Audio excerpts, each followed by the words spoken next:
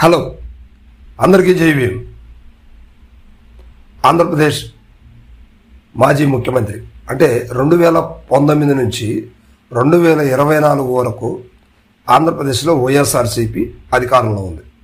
దానికి సంబంధించినటువంటి ముఖ్యమంత్రి గారు, అప్పుడున్నటువంటి ముఖ్యమంత్రి గారు, ప్రస్తుతం మాజీ ముఖ్యమంత్రి అయినటువంటి సీఎం జగన్మోహన్ రెడ్డి గారు లిక్కర్ స్కామ్లో ఉన్నటువంటి విషయం అందరికి కూడా తెలిసిందే. అయితే దీనికి సంబంధించి ఇప్పుడు 2024 ఎన్నికల్లో కూటమి ప్రభుత్వం అధికారంలో వచ్చింది కనుక కక్ష సాధింపు అనొచ్చు, లేదా ఆల్రెడీ గతంలో వాళ్ళు చేసిన తప్పులకి నిజమైన శిక్ష పడే విధంగా ప్రస్తుత ప్రభుత్వం పనిచేస్తుంది అని చెప్పవచ్చు.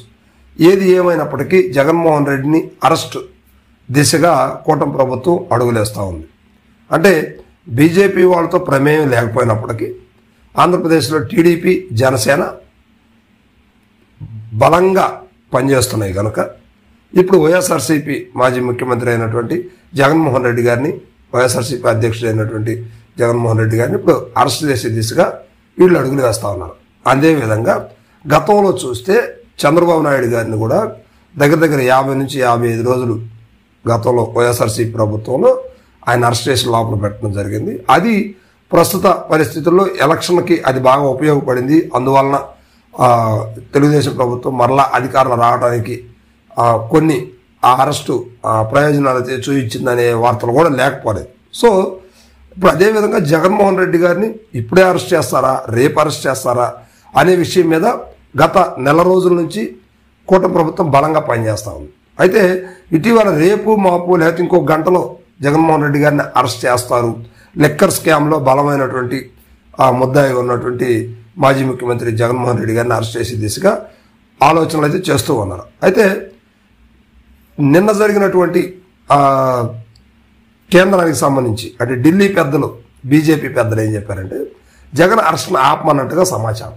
అయితే ఒక కీలకమైనటువంటి నేతలు 2 నుంచి 3 వ్యక్తులు అంటే మోడీ గారు కావచ్చు, లేదా అమిత్ షా గారు కావచ్చు, ఇంకా జగన్మోహన్ రెడ్డికి సన్నిహితులైనటువంటి బీజేపీ నాయకులు ఎవరైతే ఉన్నారో వీళ్ళందరూ కూడా ఈ అరెస్ట్ని ఆపండి, దీనివల్ల కొంచెం ఇబ్బందికరమైన వాతావరణం ఏర్పడుతుంది ఆంధ్రప్రదేశ్లో. సో దీనివల్ల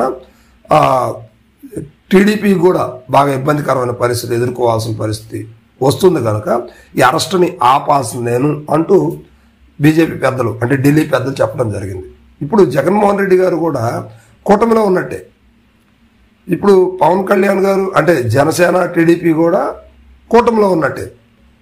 నిన్న జరిగిన సార్వత్రిక ఎన్నికలకు సంబంధించి 3 పార్టీలు కూడా తీసుకెళ్లి బీజేపీకే సపోర్ట్ చేశారు. జగన్మోహన్ రెడ్డి కాంగ్రెస్కి సపోర్ట్ చేయలేదు. ఆయన ఇప్పుడు బీజేపీ అరెస్ట్ చేయించడానికి దగ్గరుండి ఒత్తాసు పలికి ఆయన మీద చర్య తీసుకొని ఆయన అరెస్ట్ చేసి లోపలేయాలన్న అంత కక్ష సాధింపు చర్య బీజేపీకి అయితే ఉండదు. కానీ ఇప్పుడు ఇక్కడ ఉన్నటువంటి ప్రభుత్వానికి ఆయన వ్యతిరేకం కనుక ఖచ్చితంగా జనసేన, టీడీపీ కలిసి బీజేపీతో మాట్లాడుకుని అరెస్ట్ దిశగా అడుగులు వేయాలి. మరి ఇప్పుడు అది జరుగుతుందంటే బీజేపీ పెద్దలు దీన్ని ఆపమని చెప్పినట్టుగా వార్తలు అయితే వినిపిస్తూ ఉన్నాయి. సో దీనివల్ల జగన్మోహన్ రెడ్డి గారికి కొంచెం ఊరటని కూడా చెప్పవచ్చు. సో అంతేకాదు జగన్మోహన్ రెడ్డి గారిని ఫ్యూచర్లో కూడా కదిలించొద్దు అంటూ కొన్ని వార్తలు కూడా కేంద్రం నుంచి వెలువడ్డాయనేది ఈరోజు వస్తున్నటువంటి వార్తలు అనమాట. సో దీన్ని బట్టి చూస్తే లిక్కర్ స్కామే కాదు, ఏ స్కామ్ ఉన్నప్పుడు కూడా జగన్మోహన్ రెడ్డి గారిని ప్రస్తుత పరిస్థితుల్లో అరెస్టు చేసేటువంటి పరిస్థితులు అయితే కనిపించట్లేదు.